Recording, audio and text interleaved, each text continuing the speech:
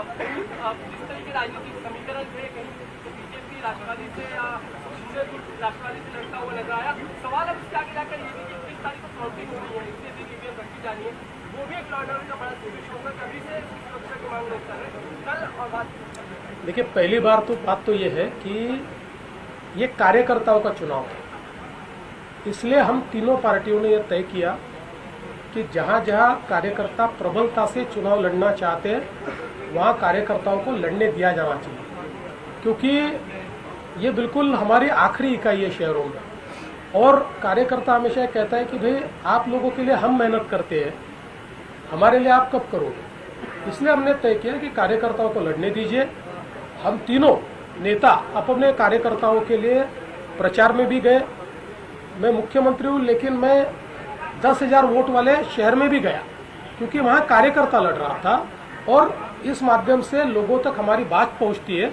इसलिए हमने इस चुनाव को ठीक ढंग से निभाया। और मुझे ऐसा लगता है कि इक्का दुक्का जगह पर तनाव हुआ, मैं नहीं कहता, लेकिन वो छोड़कर ओवरऑल कहीं पर भी तनाव नहीं दिखा। ये पीसफुली हुआ, क्योंकि हमने अपने अपने कैडर्स को कहा था कि भाई कहीं पर अगर हम एक दूसरे के सामने लड़ रहे हैं तब भी हम एक दूसरे के शत्रु नहीं, हम एक दूसरे के दोस्त हैं, हम लोग साथ में सरकार चलाते हैं, इसलिए इसको अलग ढंग से न लिया जाए।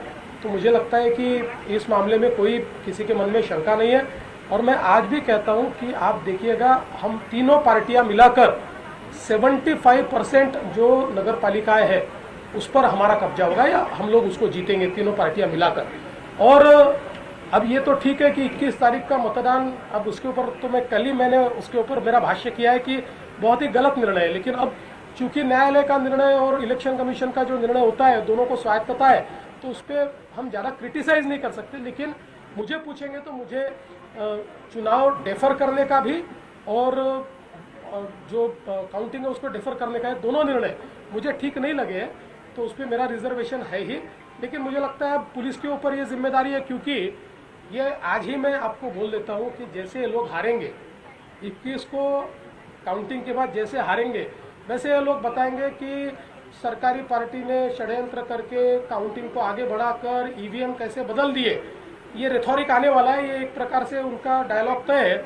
लेकिन फिर भी मुझे इस बात का विश्वास है, और इसलिए मैं तो आज अपील करता हूँ कि इलेक्शन कमीशन ने पॉलिटिकल पार्टीज को अलाउ किया है।